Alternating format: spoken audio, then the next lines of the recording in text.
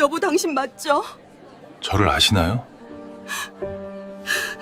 15년 전 죽은 줄만 알았던 남편이 제 눈앞에 나타났습니다.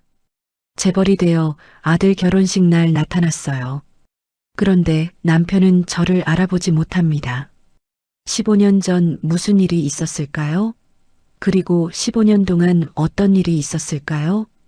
사연 시작 전 구독과 좋아요를 눌러주시고 어디서 듣고 계신지 댓글 남겨주시면 그곳에 건강과 행복이 가득하기를 바라겠습니다.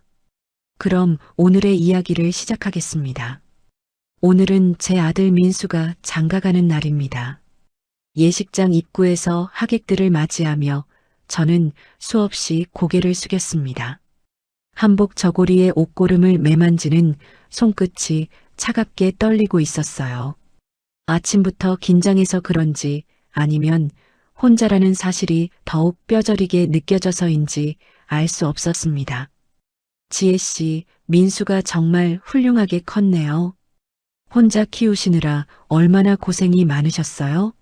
친척 언니의 위로. 섞인 말에 목이 메었지만 애써 미소를 지었습니다. 오늘은 민수의 가장 행복한 날이니까요. 제 슬픔이 아들의 기쁨에 그림자를 드리울 수는 없었습니다. 괜찮았어요. 민수가 잘 커져서 고마울 따름이죠. 같은 대답을 수십 번 반복하면서도 저는 문득문득 옆을 돌아보곤 했습니다. 혼자 서 있는 제 모습이 유독 외로워 보이는 건 아닐까 싶어서요. 신부 측 혼주는 부부가 나란히 서서 인사를 받는데 저는 혼자였으니까요. 예식장 로비의 샹들리에가 화려한 빛을 뿜어냈지만 그 빛조차 제 마음속 어둠을 밝히지는 못했습니다. 15년. 남편 재혼 없이 보낸 세월이 그만큼이나 됐습니다. 가을 단풍놀이를 간다며 집을 나섰던 재혼은 산에서 실종되었고 일주일간의 수색 끝에 결국 사망 처리되었죠. 시신조차 찾지 못했습니다. 그날 이후 제 삶은 완전히 바뀌었습니다. 여기 축의금 놓고 갑니다. 저는 기계적으로 봉투를 받으며 고개를 숙였습니다. 세탁소 일로 거칠어진 손이 봉투를 받는 게 어색했어요. 새벽부터 다림질하고 저녁엔 배달하며 민수를 키웠던 날들이 주마등처럼 스쳐 지나갔습니다. 손은 세제에 허리는 늘 아팠지만 아들만큼은 누구에게 내놓아도 자랑스러운 사람으로 키우겠다는 마음 하나로 버텨왔습니다. 그 덕분인지 민수는 장학금을 받으며 대학을 다녔고 지금은 대기업에서 인정받는 직원이 되었습니다. 그리고 오늘 그렇게 키워낸 아들이 마침내 자신의 가정을 꾸리게 되었습니다. 당신이 봤다면 얼마나 자랑스러워했을까? 눈시울이 뜨거워지는 걸 느끼며 고개를 들었습니다. 눈물이 날 것 같아서요. 하객들 앞에서 울 수는 없었으니까요. 그때였습니다. 예식장 입구가 갑자기 소란스러워졌습니다. 예식장 밖에 까만색 벤츠 마이바흐가 천천히 멈춰서더니 운전기사가 황급히 내려 뒷문을 열었습니다. 저기 저 차 좀 봐요. 마이바흐잖아요. 헐, 몇 억짜리인데. 저기서 누가 내리는 거야? 사람들이 웅성거리며 차 쪽으로 시선을 집중했습니다. 차에서 회색 맞춤 정장을 입은 중년 남성이 내렸습니다. 옷매무새며 풍기는 분위기가 보통 사람이 아니었어요. 손목에는 은은하게 빛나는 고급 시계가 채워져 있었고 비서로 보이는 젊은 여성이 그의 뒤를 따라 내렸습니다. 와, 강민호 대표님이다. 민건축 강민호? 롯데타워 설계하신 그분? 맞아요.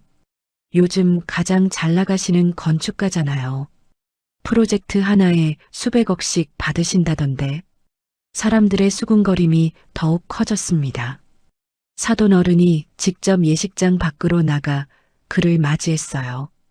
평소라면 비서를 보낼 법한데 사돈 어른이 직접 나가는 모습에 하객들은 더욱 놀라는 눈치였습니다.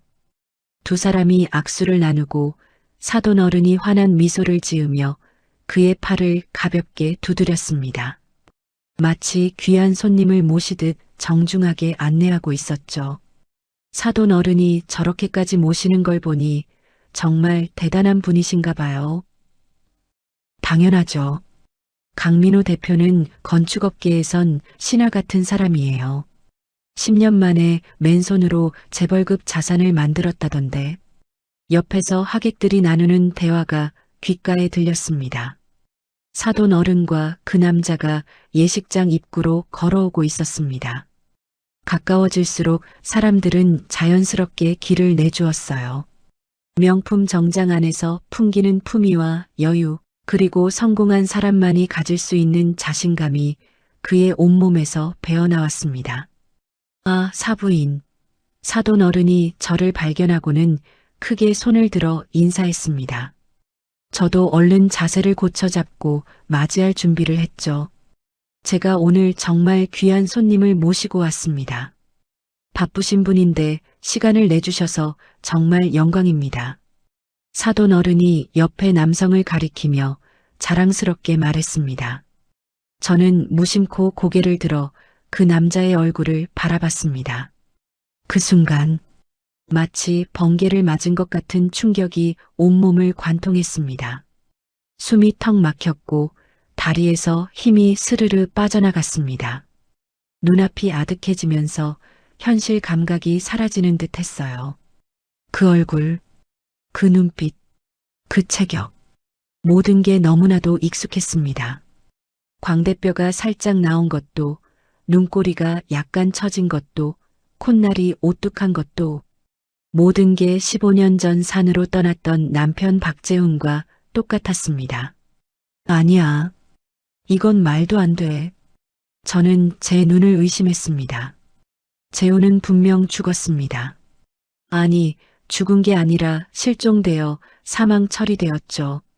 그런데 지금 눈앞에는 재훈과 똑같이 생긴 남자가 비싼 정장을 입고 억대 자동차를 타고 부자가 되어 나타났습니다.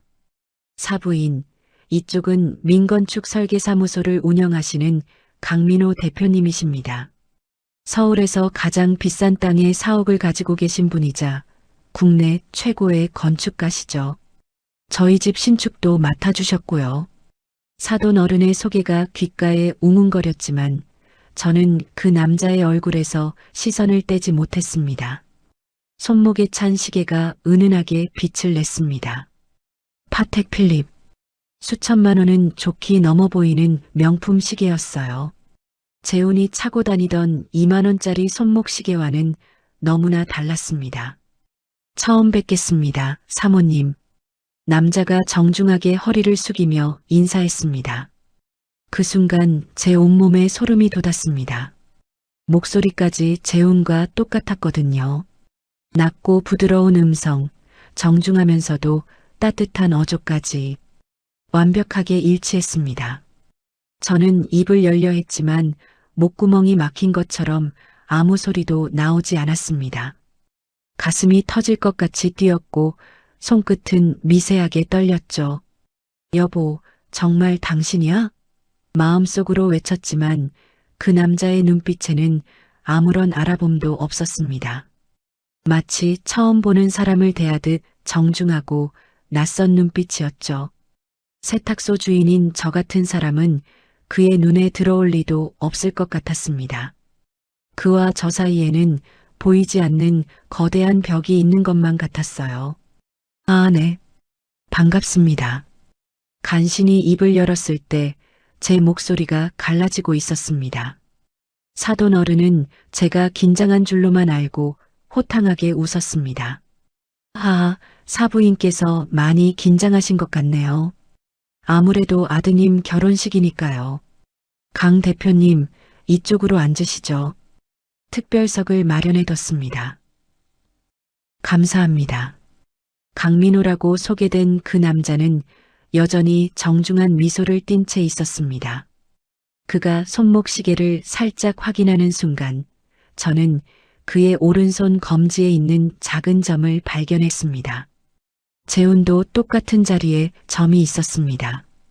그럼 먼저 들어가 계시죠. 곧 식이 시작될 테니까요. 사돈 어른이 민호와 함께 예식장 안으로 들어가려 했습니다. 비서가 조심스럽게 그의 뒤를 따랐죠. 저는 그들의 뒷모습을 멍하니 바라봤습니다. 걸음걸이마저 재훈과 똑같았습니다. 오른쪽 어깨가 살짝 앞으로 나가는 것도, 팔을 흔드는 각도도 모든 게 일치했거든요. 와, 저런 분이 오셨다니. 사돈 집안이 대단하긴 하네요. 그러게요. 강민호 대표면 재산이 수천억은 될 텐데. 하객들의 수군거림이 들렸습니다. 어떻게 이런 일이? 저는 현관 기둥을 잡고 간신히 몸을 지탱했습니다. 다리가 후들거려 주저앉을 것 같았거든요. 15년이라는 세월이 한순간에 무너져 내리는 것 같았습니다. 죽은 줄 알았던 남편이 살아있는데, 그것도 어마어마한 부자가 되어 있는데 정작 저를 전혀 알아보지 못한다니. 다른 이름으로 완전히 다른 사람이 되어 나타났다니. 이것이 현실인지 악몽인지 분간이 되지 않았습니다. 예식 시작을 알리는 웨딩 마치가 울려 퍼졌습니다. 저는 비틀거리는 걸음으로 예식장 안으로 들어갔습니다. 혼주석에 홀로 앉아야 한다는 사실보다 지금 이 상황이 더 견디기 힘들었어요. 제가 미쳐가는 걸까? 너무 그리워서 헛것을 보는 걸까? 저는 두 손으로 얼굴을 감쌌습니다. 꿈인지 현실인지 모를 결혼식이 시작되고 있었습니다. 예식이 끝나고 피로 연장으로 자리를 옮겼습니다. 민수와 며느리 수진이가 각 테이블을 돌며 인사를 하는 동안 저는 신부 측 가족들과 마주 앉은 자리가 불편하기만 했어요. 사돈 어른 옆에 앉은 강민호가 계속 신경 쓰였거든요. 사부인, 오늘 정말 수고 많으셨습니다. 사돈 어른이 술잔을 들며 말했습니다. 저도 얼른 잔을 들어 화답했죠. 아닙니다. 좋은 집안과 인연을 맺게 되어 감사할 따름입니다. 강 대표님, 저희 사부인이십니다. 혼자 힘으로 민수를 이렇게 훌륭하게 키우신 분이죠. 사돈 어른이 민호에게 저를 소개했습니다. 민호는 정중하게 고개를 숙였어요. 대단하십니다, 사모님. 요즘 같은 세상에 혼자 자녀를 키운다는 게 얼마나 힘드신지 잘 압니다. 그의 목소리를 들으니 또다시 가슴이 철렁했습니다. 정말 재훈과 똑같은 목소리였어요. 낮고 부드러우면서도 따뜻한 음색이었죠. 감사합니다. 그저 최선을 다했을 뿐입니다. 저는 떨리는 목소리로 대답하며 민호를 자세히 관찰했습니다. 그가 물잔을 집어드는 순간 저는 숨을 죽였어요. 재훈은 물을 마시기 전에 항상 잔을 시계 방향으로 2번 돌리는 버릇이 있었거든요. 긴장하거나 생각이 많을 때면 더욱 심했죠. 민호가 물잔을 들더니 무의식적으로 잔을 시계 방향으로 1바퀴, 2바퀴 돌렸습니다. 그리고 마셨어요. 제 손이 떨리기 시작했습니다. 똑같아. 완전히 똑같아. 사모님, 괜찮으세요? 안색이 좋지 않으신데. 민호가 걱정스러운 표정으로 물었습니다. 아, 네. 괜찮습니다. 그냥 좀 긴장해서요. 저는 황급히 물을 마시며 시선을 피했습니다. 식사가 나왔습니다. 갈비찜과 잡채, 그리고 여러 반찬들이 테이블에 가득 차려졌어요. 민호가 젓가락을 들었습니다. 밥공기 뚜껑을 열더니 잠시 멈칫했어요. 그리고는 조심스럽게 젓가락으로 밥 위에 올려진 검은 콩을 하나씩 골라내기 시작했습니다. 제 심장이 쿵쾅거리기 시작했습니다. 재훈도 똑같았거든요. 콩을 싫어해서 밥에 섞인 콩을 늘 골라냈습니다. 어릴 때 콩이 목에 걸렸던 기억 때문이라고 했죠. 강 대표님, 콩을 안 드시나 봐요? 사돈 어른이 의아해하며 물었습니다. 민호는 미안한 듯 웃으며 대답했어요. 죄송합니다. 어릴 때부터 콩을 못 먹어서요. 트라우마 같은 겁니다. 트라우마요? 네, 어렸을 때 콩이 목에 걸린 적이 있나 봐요. 기억은 안 나지만 몸이 거부 반응을 보이더라고요. 기억은 안 난다고? 저는 민호를 뚫어지게 쳐다봤습니다. 강 대표님, 실례지만 혹시 과거 기억을 잃으신 적이 있으신가요? 제가 조심스럽게 물었습니다. 사돈 어른이 놀란 표정으로 저를 쳐다봤어요. 민호는 잠시 멈칫하더니 천천히 고개를 끄덕였습니다. 네, 맞습니다. 어떻게 아셨죠?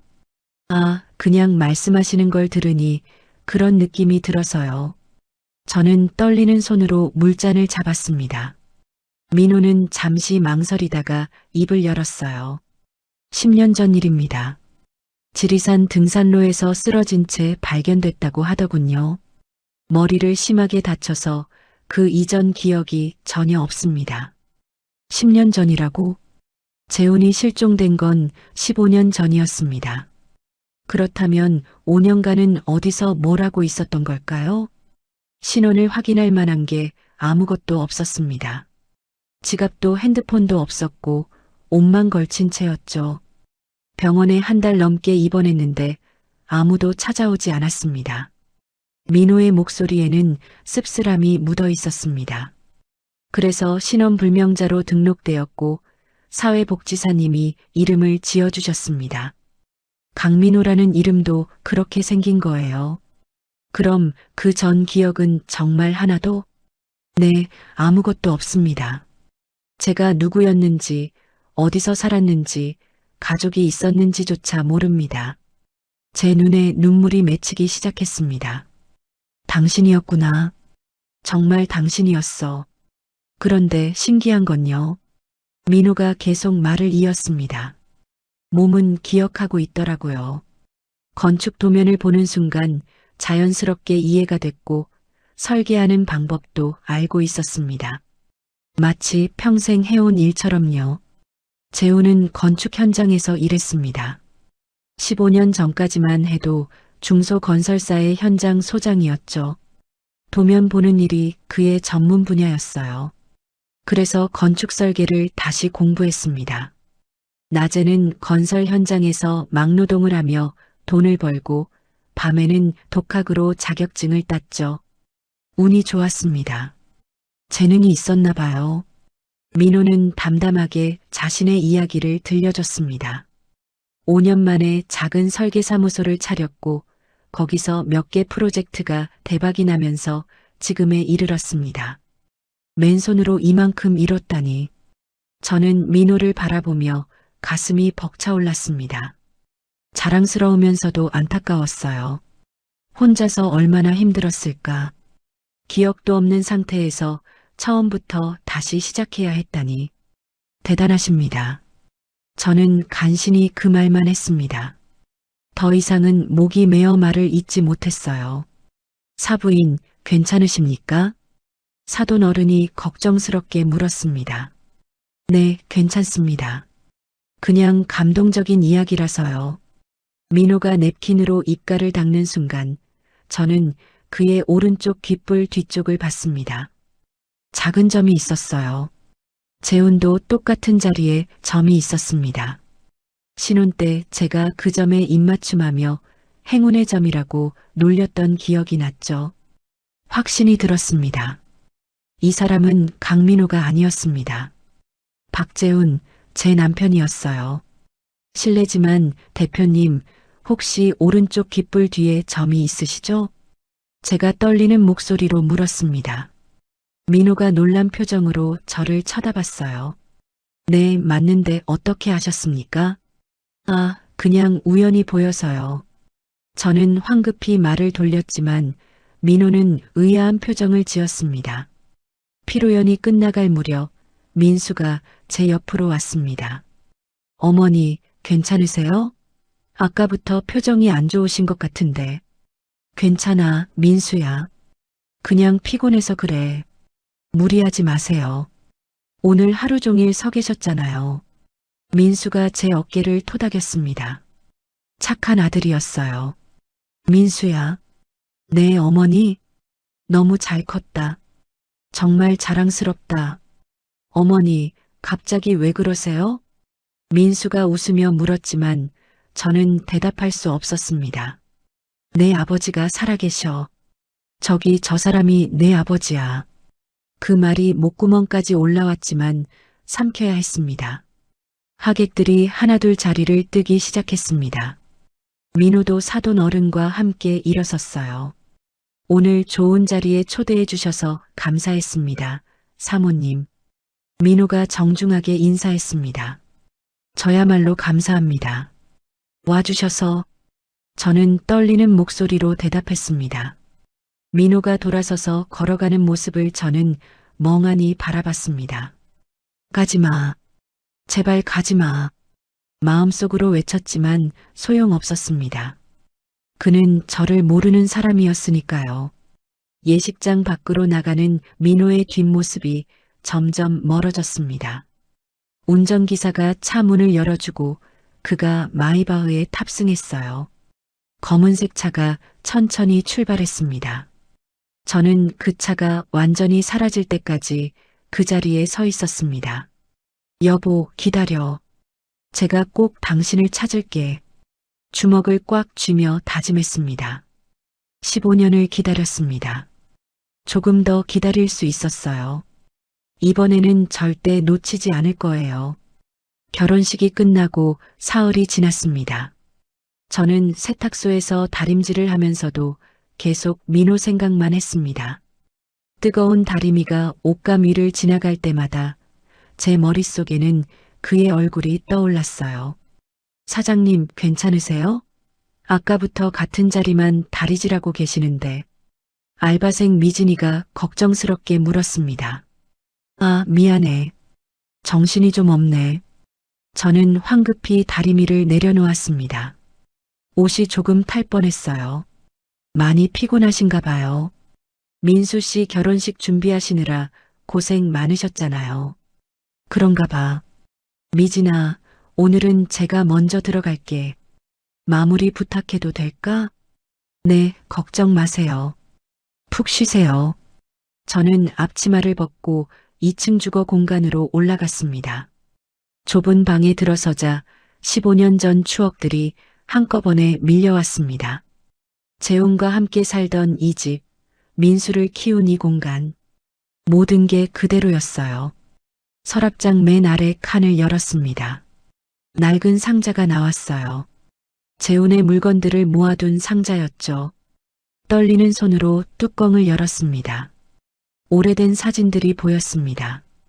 재훈과 제가 함께 찍은 사진, 어린 민수를 안고 있는 재훈의 사진들. 그 밑에 손목시계가 있었습니다. 재훈이 마지막으로 차고 있던 시계였어요.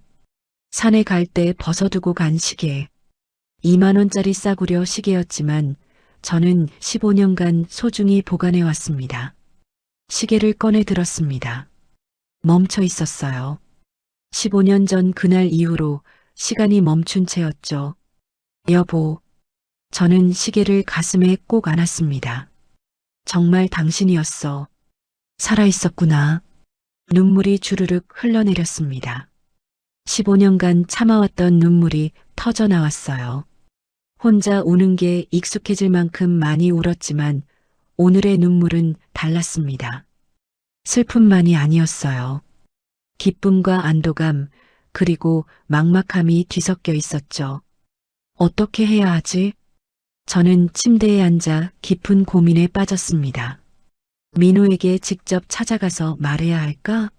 당신이 제 남편이라고, 박재훈이라고? 하지만 그가 믿어줄까요? 10년간 강민호로 살아온 사람에게 갑자기 다른 정체성을 말하면 미친 사람 취급받을지도 몰라요. 민수에게 말해야 할까? 저는 핸드폰을 들었다가 내려놓기를 반복했습니다. 민수는 지금 신혼여행 중이었어요. 가장 행복한 시기에 이런 혼란스러운 이야기를 하고 싶지 않았습니다. 게다가 민수도 믿어줄까요? 15년 전 아버지의 죽음을 받아들이고 그렇게 힘들게 이겨낸 아들에게 갑자기 아버지가 살아있다고 하면 오히려 혼란만 줄 것 같았어요. 핸드폰을 내려놓았습니다. 혼자 해결해야 했습니다. 저는 상자 속을 뒤져 재훈의 다른 물건들을 꺼냈습니다. 오래된 지갑, 명함, 그리고 등산 때 쓰던 물건들. 물건 하나하나가 재훈의 흔적이었어요. 이걸 보여주면 기억이 날까? 하지만 확신이 서지 않았습니다. 밤이 깊어갔습니다. 저는 잠을 이룰 수 없었어요. 천장만 멍하니 바라보다가 새벽 3시가 되어서야 결심했습니다. 직접 만나서 이야기하자. 다음 날 아침 저는 사돈 어른께 전화를 걸었습니다. 사돈 어른, 저 지혜입니다. 아, 사부인. 무슨 일이십니까? 실례지만 결혼식 때 오셨던 강민호 대표님 연락처를 알 수 있을까요? 강 대표님 연락처요? 무슨 일이신데요? 사돈 어른의 목소리에 의아함이 묻어났습니다. 저희 세탁소 건물이 오래되어서 리모델링을 좀 하려고 하는데요. 소문을 들어보니 강 대표님이 최고라고 하셔서요. 거짓말이었습니다. 하지만 다른 방법이 없었어요. 아, 그러시군요. 잠시만 기다리세요. 잠시 후 사돈 어른이 민호의 명함 정보를 알려줬습니다. 감사합니다, 사돈 어른. 전화를 끊고 저는 명함에 적힌 번호를 한참 바라봤습니다. 손이 떨렸어요. 정말 전화해도 될까? 하지만 망설일 시간이 없었습니다. 민호가 언제 또 어디로 사라질지 몰랐으니까요. 저는 떨리는 손으로 번호를 눌렀습니다. 신호음이 울렸습니다. 1번, 2번, 3번. 여보세요. 민건축 강민호입니다. 그의 목소리가 들렸습니다. 가슴이 터질 것 같았어요. 안녕하세요. 저는 결혼식 때 뵀던 신랑 어머니 이지혜입니다. 아, 사모님. 기억합니다. 무슨 일이십니까? 실례지만 대표님을 한번 뵐 수 있을까요? 상담하고 싶은 게 있어서요. 잠시 침묵이 흘렀습니다. 상담이요? 어떤 상담 말씀이신지? 건물 리모델링 관련해서요.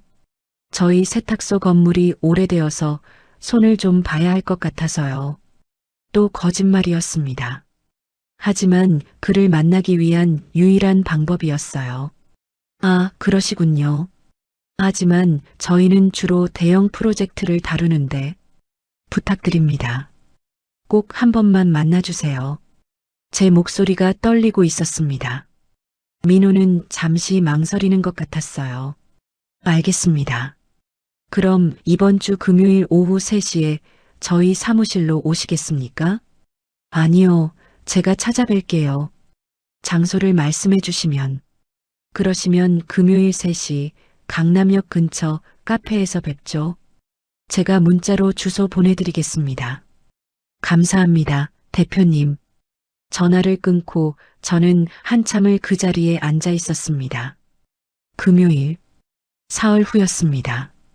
그 짧은 시간이 영겁처럼 느껴질 것 같았어요. 저는 재훈의 시계를 다시 꺼내 들었습니다. 기다려, 여보. 금요일에 당신을 만나러 갈게. 시계를 쓰다듬으며 속삭였습니다. 15년을 기다렸습니다. 사흘쯤은 기다릴 수 있었어요. 하지만 그 사흘이 얼마나 길게 느껴질지 그때는 몰랐습니다. 금요일이 되기까지 사흘은 정말 느리게 흘러갔습니다. 세탁소 일을 하면서도 시계만 쳐다봤고 밤에는 잠을 제대로 이루지 못했어요. 민호를 만나면 뭐라고 말해야 할지, 무엇을 보여줘야 할지 머릿속으로 수없이 시뮬레이션 했습니다. 목요일 저녁이었습니다. 세탁소 문을 닫으려는데 누군가 들어왔어요. 죄송합니다만 이지혜 사장님이신가요? 30대 후반으로 보이는 단정한 여성이었습니다. 깔끔한 정장 차림의 지적인 인상을 풍기는 사람이었죠. 네, 맞습니다만 누구신지? 처음 뵙겠습니다. 저는 민건축 수석 실장 정수아라고 합니다. 여성이 명함을 건네며 정중하게 인사했습니다. 민건축? 내 가슴이 쿵 내려앉았습니다. 민건축이요? 강민호 대표님의 네, 맞습니다. 수아는 차분한 목소리로 말했습니다. 혹시 지금 잠깐 시간 내주실 수 있으실까요? 드릴 말씀이 있어서요. 무슨 일이신데요? 여기서는 좀 그렇고요. 근처 조용한 카페에서 이야기하면 안 될까요? 나는 잠시 망설였지만 고개를 끄덕였습니다. 알겠습니다. 잠시만 기다려주세요. 세탁소 문을 잠그고 그녀를 따라 근처 카페로 갔습니다. 구석진 자리에 마주 앉자 수아가 조심스럽게 입을 열었어요. 사장님께서 내일 저희 대표님을 만나시기로 하셨죠? 네, 그런데 어떻게 아세요? 제가 대표님의 모든 일정을 관리하고 있습니다. 그래서 사장님께서 연락하신 것도 알고 있고요. 수아는 커피를 한 모금 마신 뒤 계속 말을 이었습니다. 리모델링 상담이라고 하셨는데 제가 보기엔 그게 아닌 것 같아서요. 내 얼굴이 굳어졌습니다. 무슨 말씀이신지? 결혼식 날 사장님께서 대표님을 보시던 눈빛을 봤습니다. 수아의 목소리는 여전히 차분했지만 날카로움이 느껴졌어요. 그건 단순히 처음 만난 사람을 보는 눈빛이 아니었어요. 충격과 그리움, 그리고 혼란이 섞여 있었죠. 나는 아무 말도 할 수 없었습니다. 사장님, 혹시 대표님을 예전에 아셨던 분이신가요? 수아가 직접적으로 물었습니다. 저는 말문이 막혔습니다. 솔직하게 말씀해 주세요. 저는 대표님 편입니다. 그분에게 도움이 된다면 무엇이든 할 준비가 되어 있어요. 수아의 눈빛이 진지했습니다. 나는 깊은 숨을 들이쉬었습니다. 더 이상 숨길 수 없을 것 같았어요. 강민호 대표님이 제 남편일지도 모릅니다. 수아의 눈이 커졌습니다. 남편이요? 15년 전 산에서 실종됐어요. 사망 처리되었죠. 그런데 결혼식 날 대표님을 보는 순간 알았습니다. 그 사람이 제 남편 박재훈이라는 걸요.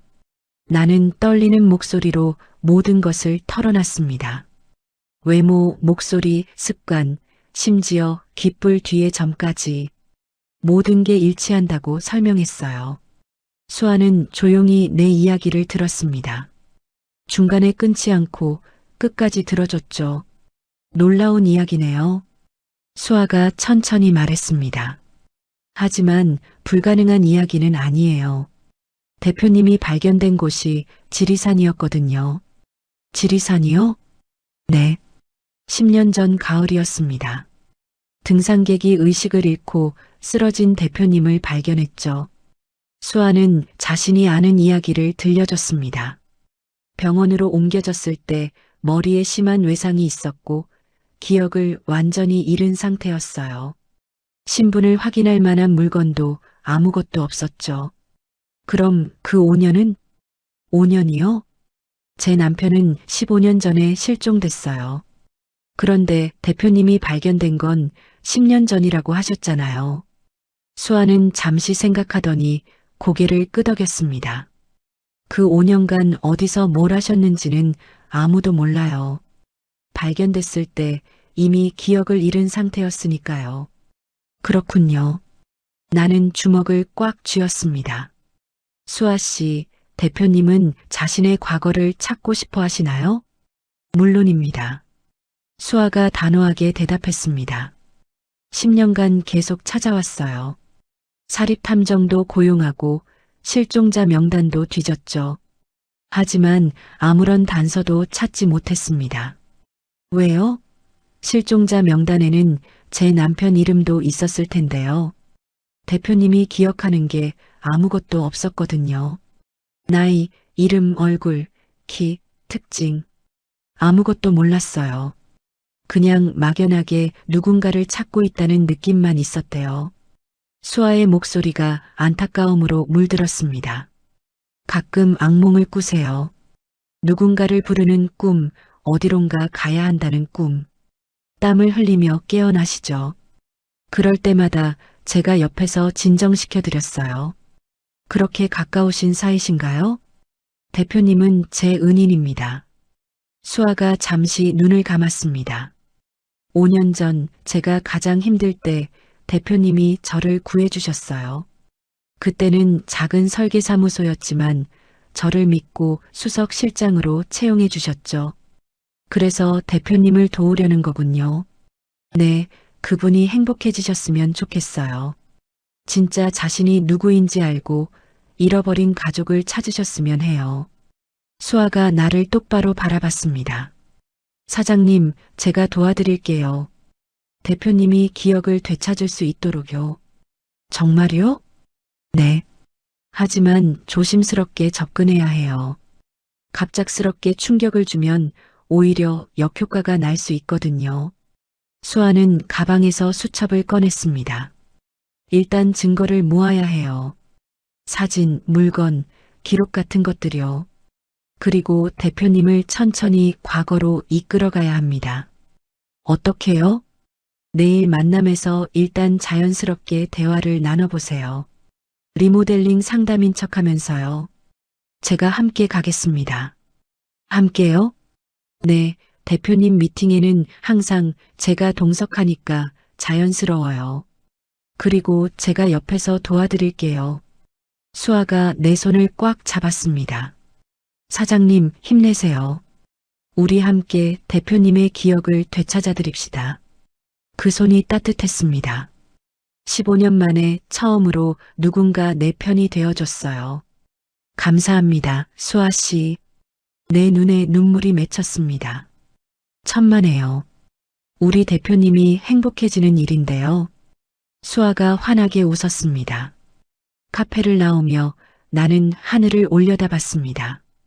이제 혼자가 아니었어요. 함께 싸워줄 동반자가 생겼습니다.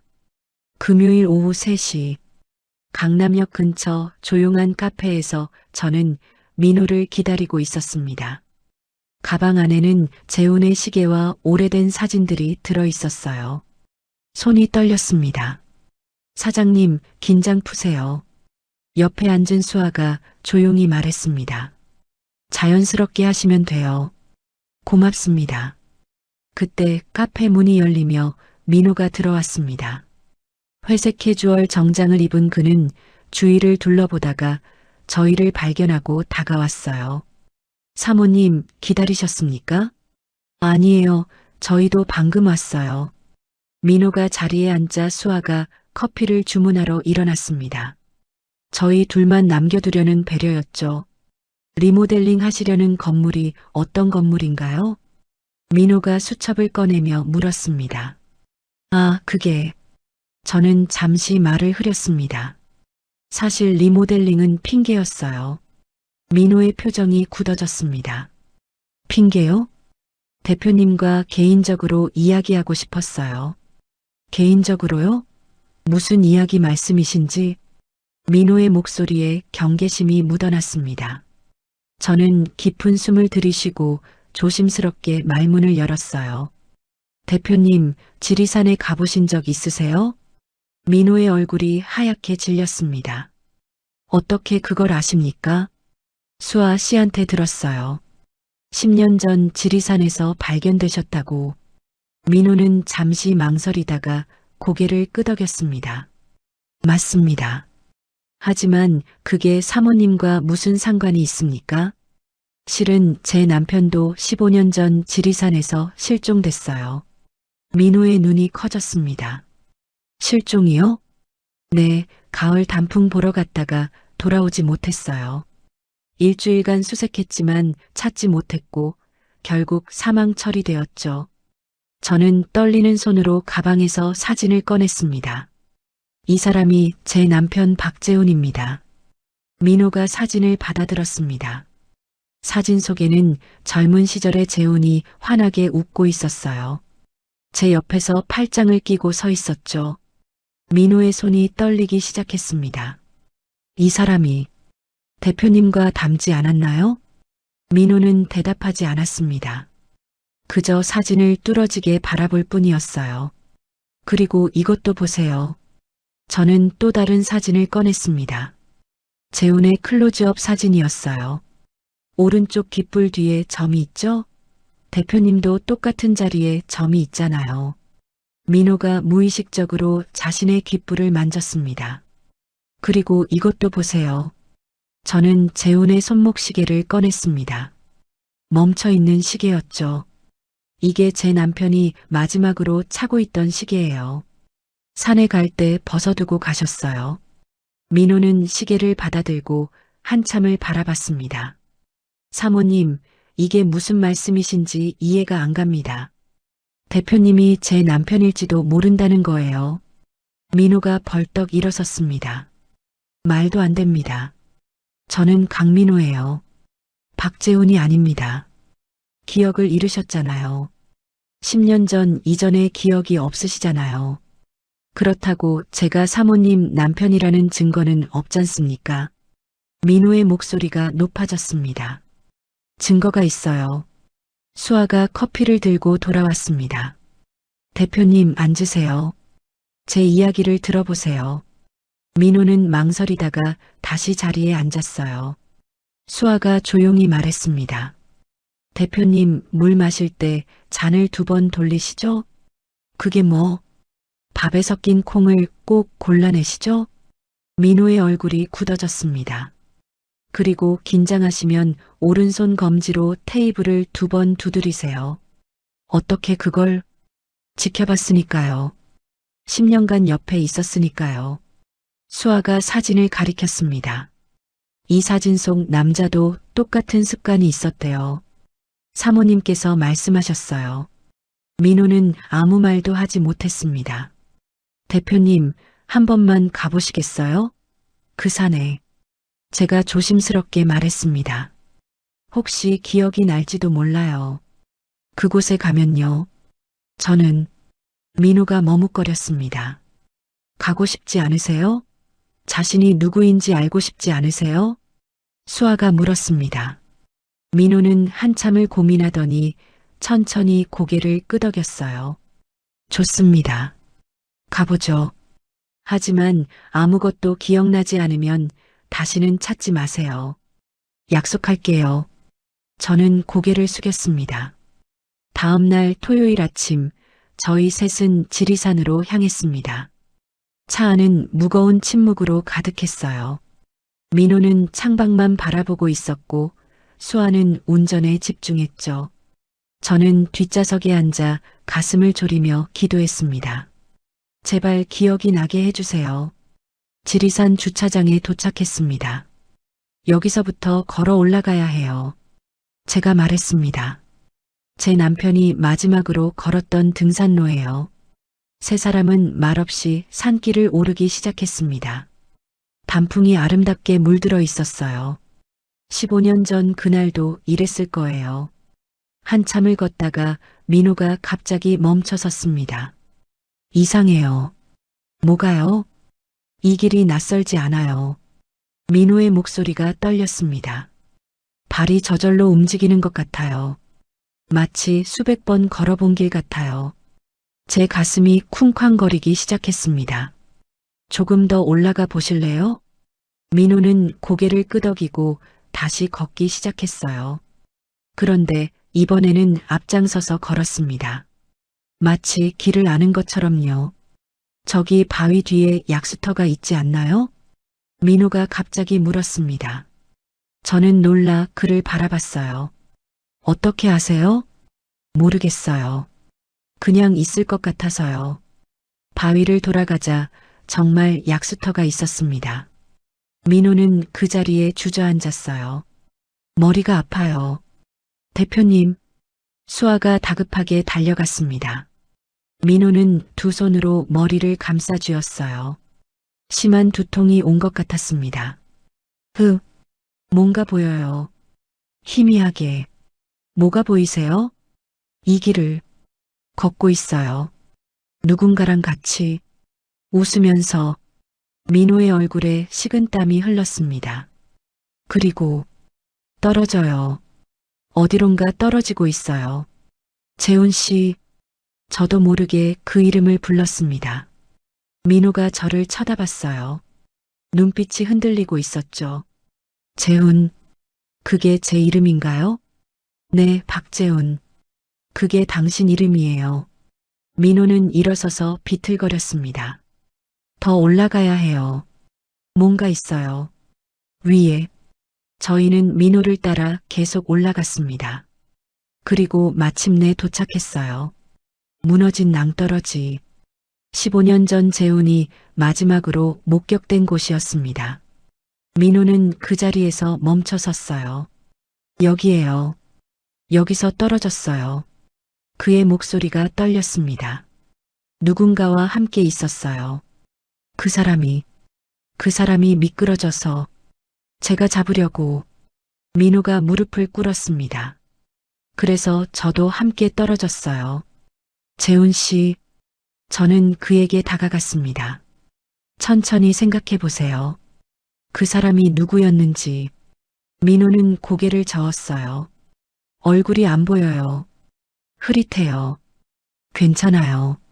천천히요. 수아가 민호의 어깨를 다독였습니다.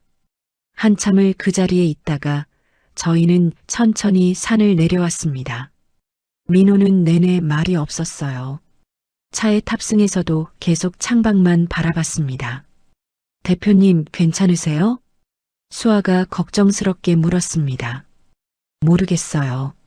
민호가 작게 대답했습니다. 확신할 수 없어요. 제가 정말 박재훈인지. 시간이 필요하신 거예요. 제가 조심스럽게 말했습니다. 오늘은 여기까지만 하죠. 서울로 돌아오는 길. 차 안의 침묵은 더욱 무거웠습니다. 문득 제가 너무 성급했던 건 아닐까 하는 생각이 들었어요. 하지만 돌이킬 수는 없었습니다. 이미 시작된 일이었으니까요. 지리산에 다녀온 지 일주일이 지났습니다. 민호에게서는 아무런 연락이 없었어요. 수아도 조심스럽게 거리를 두고 있다고 했습니다. 대표님이 많이 혼란스러워 하세요. 수아가 전화로 말했습니다. 매일 밤 악몽을 꾸신대요. 누군가를 부르는 꿈을요. 제가 너무 무리했나 봐요. 아니에요, 사장님. 언젠가는 해야 할 일이었어요. 그날 저녁 세탁소 문을 닫으려는데 민수가 찾아왔습니다. 어머니, 민수야, 무슨 일이야? 신혼여행은 잘 다녀왔고?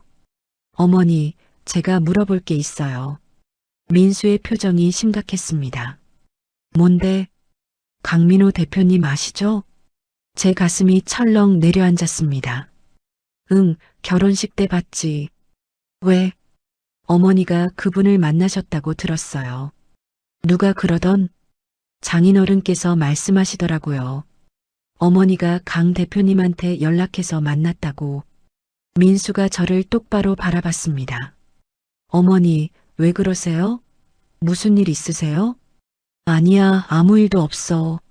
거짓말 마세요. 어머니 요즘 이상해요. 민수의 목소리가 높아졌습니다. 밤에 잠도 안 주무시고 맨날 멍하니 계시고. 도대체 무슨 일이에요? 저는 한참을 망설이다가 결국 입을 열었습니다. 민수야. 네. 강민호 대표님이. 내 아버지일지도 몰라. 민수의 얼굴이 하얗게 질렸습니다. 뭐라고요? 결혼식 날 봤어. 그분이 내 아버지 박재훈과 똑같았어. 얼굴도 목소리도 모든 게 다. 어머니, 정신 차리세요. 민수가 다급하게 말했습니다. 아버지는 15년 전에 돌아가셨잖아요. 돌아가신 게 아니야. 실종된 거야. 시신도 못 찾았잖아. 그래도 이건 말이 안 돼요. 민수야, 저도 안 믿고 싶었어. 하지만 확실해. 그 사람이 내 아버지야. 증거라도 있어요? 있어. 외모, 습관, 모든 게 일치해. 그리고 지리산에서 발견됐대. 내 아버지가 실종된 그곳에서. 민수는 고개를 저었습니다. 어머니, 그건 우연이에요. 세상에 닮은 사람 많아요. 민수야, 어머니가 너무 아버지를 그리워하신 나머지 착각하시는 거예요. 민수의 말에 저는 할 말을 잃었습니다. 어머니, 제발 부탁이에요. 이제 그만하세요. 민수야, 저는 저도 아버지 보고 싶어요. 어머니만큼이나요. 민수의 목소리가 떨렸습니다. 하지만 돌아가신 분이에요. 받아들여야 해요. 아니야. 내 아버지는 살아있어. 어머니. 민수가 소리쳤습니다. 그만하세요. 이러시면 제가 어떻게 해야 할지 모르겠어요. 민수는 돌아서서 세탁소를 나갔습니다. 민수야. 제가 불렀지만 민수는 돌아보지 않았습니다. 문이 닫히는 소리가 크게 울렸어요. 저는 그 자리에 주저앉았습니다. 아들마저 저를 믿지 않았어요. 그날 밤 민호에게서 전화가 왔습니다. 사모님, 저 강민호입니다. 대표님, 만나서 이야기 좀 할 수 있을까요? 지금 당장요. 지금요? 네, 중요한 이야기가 있습니다.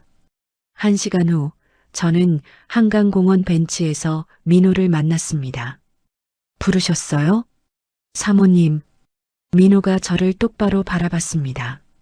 저는 박재훈이 아닙니다. 그 말에 제 가슴이 무너졌습니다. 뭐라고요?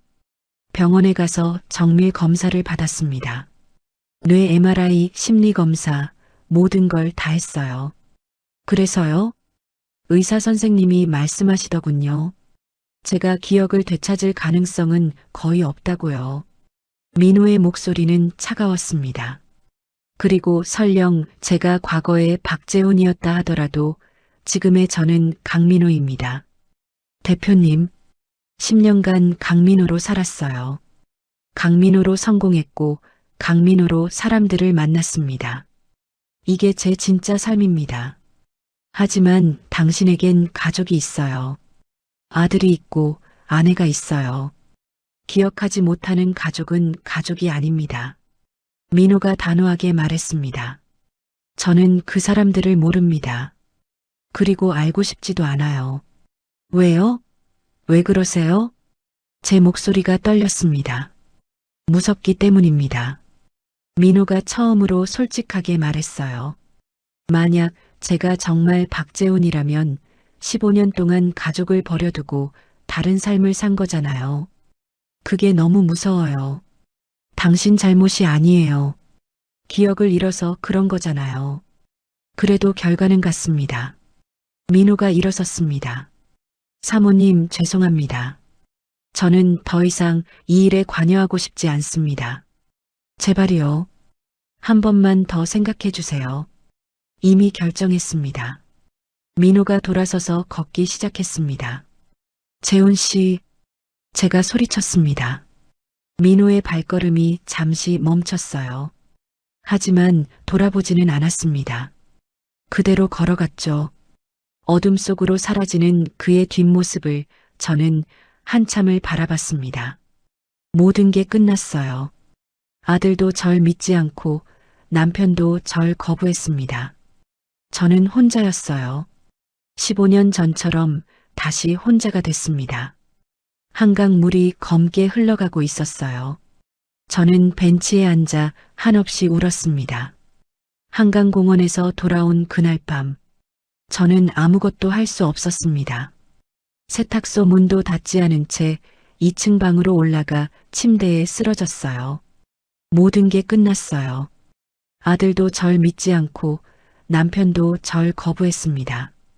15년을 기다렸는데 막상 찾았는데 아무 소용이 없었어요.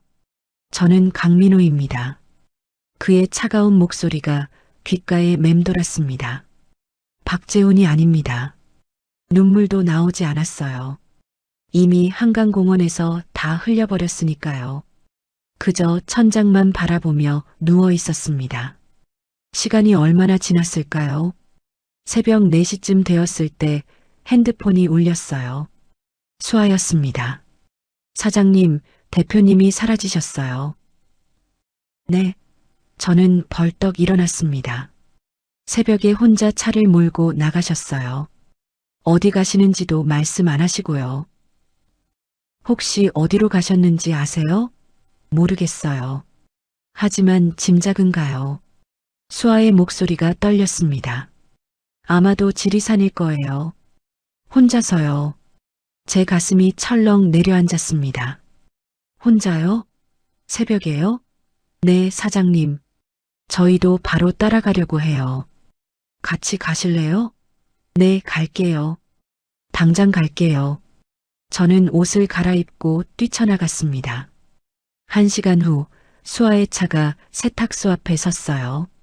빨리 타세요. 저는 조수석에 올라탔습니다. 차는 새벽에 고속도로를 달렸어요. 대표님이 어젯밤에 계속 악몽을 꾸셨대요. 수아가 운전하며 말했습니다. 누군가를 부르는 꿈이었대요. 지혜하고요. 저를요? 네. 그리고 아침에 일어나셔서 갑자기 차 키를 들고 나가셨대요. 혼자 가시면 위험하잖아요. 저도 그래서 걱정이에요. 지리산까지 3시간. 차 안은 무거운 침묵으로 가득했어요. 해가 뜨기 시작했습니다. 주차장에 도착했을 때 민호의 차가 보였어요. 저기 대표님 차예요. 저희는 급하게 차에서 내렸습니다. 어디로 올라가셨을까요? 저번에 갔던 그 길이에요.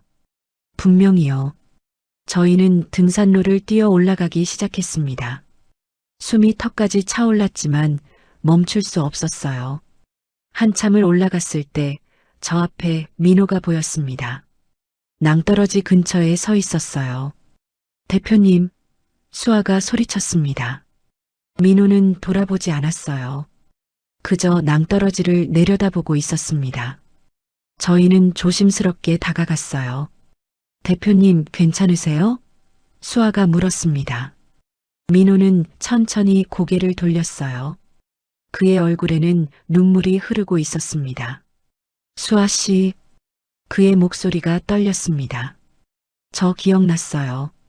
제 심장이 멎는 것 같았습니다. 다 기억났어요. 모든 게 다요.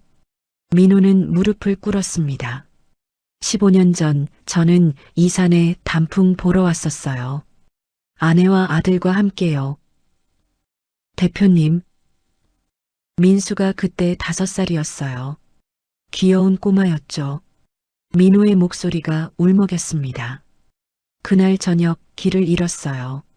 안개가 심하게 끼었거든요. 그래서요? 어두워지고 있었어요. 지혜가 무서워했죠. 민수를 안고 떨고 있었어요. 민호는 낭떠러지를 가리켰습니다. 저기서 발을 헛디뎠어요. 지혜가 미끄러졌어요. 제가 무의식적으로 입을 막았습니다. 저는 지혜를 잡았어요. 한 손으로 바위를 붙잡고 다른 손으로 지혜를 잡았죠. 그럼 민수가 울고 있었어요. 엄마 아빠 하면서요. 민호의 눈에서 눈물이 계속 흘렀습니다. 저는 지혜한테 말했어요. 민수 데리고 먼저 내려가라고요. 하지만 지혜는 안 간다고 했어요. 같이 가자고요. 민호가 고개를 저었습니다. 저는 소리쳤어요. 빨리 가라고. 민수 때문에라도 살아야 한다고요. 그래서요? 지혜는 울면서 민수를 안고 내려갔어요. 구조대를 부르러요. 민호는 바위를 만졌습니다. 저는 여기 매달려 있었어요. 1시간, 2시간. 손에 힘이 빠져갔어요. 대표님. 그리고 떨어졌어요. 저 아래로요. 민호가 낭떠러지를 가리켰습니다. 정신을 잃었죠. 깨어났을 때는 며칠이 지난 후였어요. 어디서요? 산속 어딘가였어요. 누군가가 저를 끌어내준 것 같았어요. 하지만 기억이 없었죠. 민호는 일어섰습니다. 5년을 산속에서 헤맸어요. 제가 누군지도 모른 채요. 5년이나요? 네, 이따금 사람들을 만났지만 제 이름조차 몰랐어요. 그냥 살아남기만 했죠. 민호가 저를 바라봤습니다. 그러다 10년 전 등산객이 저를 발견했어요. 병원으로 갔고 강민호라는 새로운 삶을 시작했죠. 그런데 어떻게 갑자기 기억이 어젯밤 꿈에서 봤어요. 모든 걸 다요. 민호가 천천히 제게 다가왔습니다. 지혜. 그가 제 이름을 불렀습니다. 처음으로 제 진짜 이름을요. 당신을 찾아야 했어요. 당장요. 민호 씨. 아니, 재훈 씨. 미안해요, 지혜야. 그가 제 손을 잡았습니다. 15년 동안 혼자 두고요. 아니에요. 제 눈에서 눈물이 쏟아졌습니다. 당신 잘못이 아니에요. 민수한테도 미안해요. 아빠 노릇 못해줘서요. 괜찮아요. 이제 다시 시작하면 돼요. 재훈이 저를 꽉 안았습니다. 15년 만에 느껴보는 남편의 품이었어요. 보고 싶었어요, 지혜야. 저도요. 얼마나 보고 싶었는지 몰라요. 저희는 한참을 그렇게 서 있었습니다. 수아는 조금 떨어진 곳에서 조용히 울고 있었어요. 이제 집에 갈까요? 제가 물었습니다. 우리 집으로요. 재훈이 고개를 끄덕였습니다. 네, 집에 가요. 우리 아들한테도 가야죠. 민수가 믿을까요? 믿게 만들 거예요. 제가 아빠라는 걸 증명할게요. 재훈이 제 손을 꽉 잡았습니다. 이번엔 놓지 않을게요. 절대로요. 저희는 천천히 산을 내려갔습니다. 해가 높이 떠올라 숲을 환하게 비추고 있었어요. 15년 동안 어둠 속에 있었습니다. 하지만 이제 빛이 보였어요. 우리 가족의 새로운 시작이 보였습니다. 차에 탑승하며 재훈이 말했어요. 지혜야, 민수한테 뭐라고 말해야 할까? 진실을 말하면 돼요. 그대로요. 믿어줄까요? 믿어줄 거예요. 아버지를 닮았으니까요. 재훈이 웃었습니다. 15년 만에 보는 그의 미소였어요. 차가 서울로 향했습니다. 창밖으로 가을 풍경이 흘러갔어요. 이제 시작이었습니다. 긴 겨울이 끝나고 봄이 오고 있었습니다. 서울에 도착한 것은 오후 2시였습니다. 민수한테 먼저 전화할게요. 제가 말했습니다. 아니요, 직접 만나는 게 나을 것 같아요. 재훈이 제 손을 잡았습니다. 같이 가요. 우리 아들한테요. 저희는 민수의 신혼집으로 향했어요. 차 안에서 재훈은 계속 손을 떨고 있었습니다. 긴장되세요? 당연하죠. 20년 넘게 못 본 아들인데요. 이제 27이에요. 그렇게 컸다니 믿기지가 않네요. 재훈의 눈에 눈물이 맺혔습니다. 제 기억 속 민수는 5살 꼬마거든요. 신혼집 앞에 도착했습니다. 저는 초인종을 눌렀어요. 누구세요? 민수의 목소리가 들렸습니다. 나야, 민수야. 어머니. 어머니? 문이 열렸습니다. 민수가 나왔어요. 그리고 재훈을 보고 얼어붙었습니다.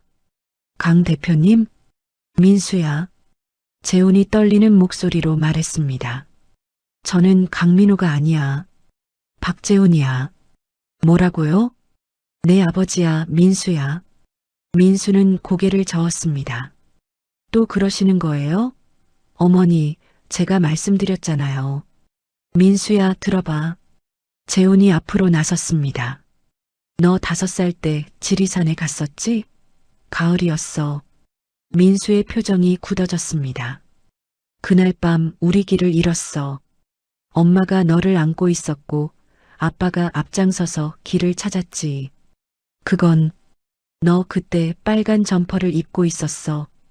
토끼 모양이 그려진 거. 민수의 눈이 커졌습니다. 그리고 아빠가 너한테 노래를 불러줬어. 곰 3마리 노래요. 어떻게? 엄마가 발을 헛디뎠을 때 아빠가 엄마를 잡았어.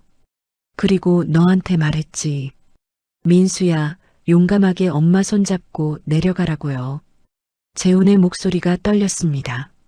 너 그때 울면서 말했어. 아빠도 같이 가자고.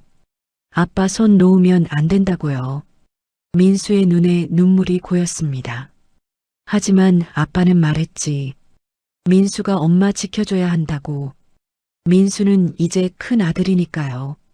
아빠, 민수의 입에서 그 단어가 흘러나왔습니다.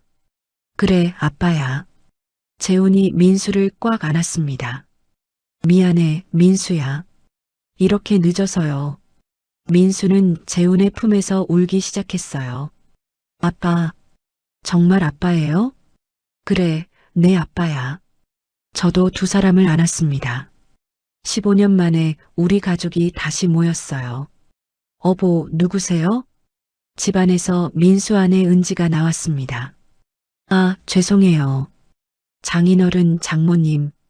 은지는 울고 있는 민수를 보고 당황했어요. 민수야, 무슨 일이야? 은지야. 민수가 눈물을 닦으며 말했습니다. 우리 아버지야. 우리 아버지가 돌아오셨어. 네. 저희는 집 안으로 들어가 모든 이야기를 했습니다. 15년 전 실종, 기억상실, 5년의 방황, 강민호로서의 10년 그리고 기억의 회복까지요. 은지는 믿기지 않는다는 표정으로 듣다가 결국 같이 울었어요. 정말 드라마 같은 일이네요. 그러게요. 저도 믿기지가 않아요. 민수가 재훈의 손을 꽉 잡았습니다. 아버지, 이제 어떻게 하실 거예요? 법적으로 신분을 회복해야지. 박재훈으로요. 회사는요? 민건축은 계속 운영할 거야. 다만 대표 이름이 박재훈으로 바뀌겠지. 재훈이 웃었습니다. 너도 회사 일 배울래? 아버지 회사니까. 정말요? 그래, 우리 아들이잖아. 그날 저녁 저희 네 식구는 외식을 했습니다. 15년 만에 가족 식사였어요. 아버지, 이거 드세요.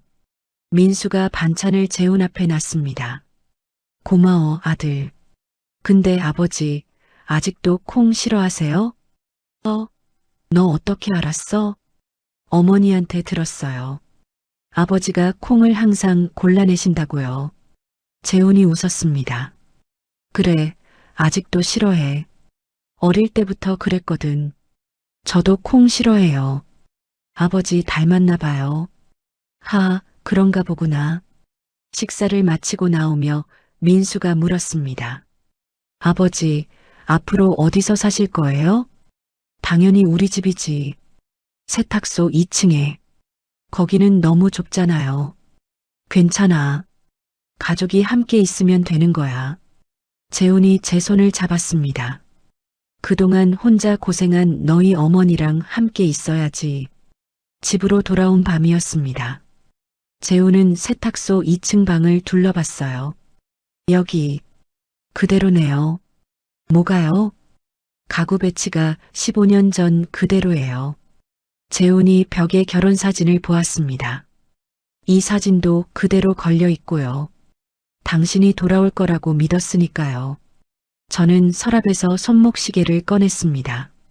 이것도 그대로 간직하고 있었어요. 재훈은 시계를 받아들었어요. 제 시계, 15년 동안 멈춰 있었어요. 당신처럼요. 재훈이 시계를 찬찬히 들여다봤습니다. 태엽을 감아도 될까요? 당연하죠. 이제 다시 시작해야죠. 재훈은 조심스럽게 시계의 태엽을 감았습니다. 딸깍, 딸깍, 딸깍. 시계가 다시 움직이기 시작했어요. 초침이 돌아가고 분침이 움직였습니다. 다시 흘러가네요. 시간이요.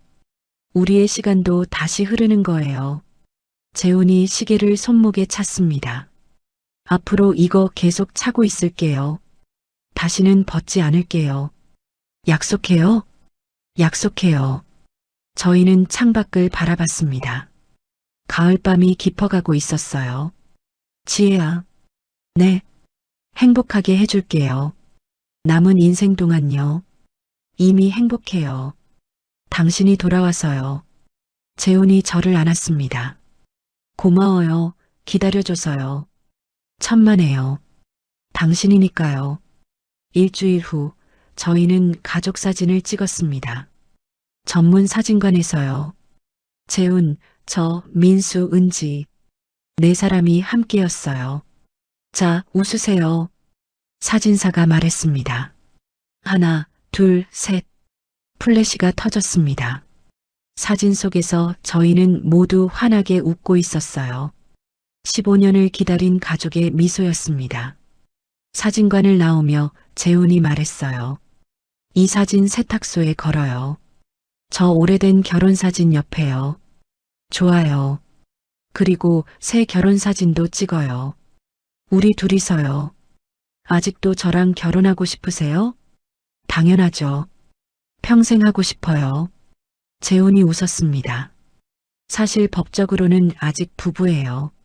사망 처리 취소되면 자동으로 부부관계가 회복되거든요. 그럼 다시 결혼식은 안 해도 되겠네요. 아니요, 하고 싶어요. 제대로 된 결혼식을요. 왜요? 민수한테 보여주고 싶어요. 아빠가 엄마를 얼마나 사랑하는지요. 그날 밤 세탁소 2층 방에서요. 재훈은 시계를 풀어 탁자 위에 놨습니다. 내일 아침 이 시계 소리에 깨우세요. 알겠어요. 그리고 매일 아침 당신 얼굴을 제일 먼저 보고 싶어요. 그럼 제 옆에서 주무세요. 평생요. 재훈이 제 손을 잡았습니다. 고마워요, 지혜야. 저를 포기하지 않아서요. 당신도 고마워요. 다시 저를 찾아와서요. 창밖으로 달이 밝았습니다. 시계는 째깍째깍 소리를 내며 돌아가고 있었어요. 멈췄던 시간이 다시 흐르고 있었습니다. 우리 가족의 시간이요. 그리고 저희의 사랑도요. 오늘의 이야기가 당신의 마음에 작은 감동을 드렸다면 앞으로도 당신의 여정에 감동 가득한 이야기들로 찾아뵐 수 있도록 구독과 좋아요를 눌러주세요. 그리고 오늘 이야기의 주인공을 위한 따뜻한 마음도 댓글로 부탁드려요. 당신의 건강과 행복을 기원합니다. 인형극장이었습니다.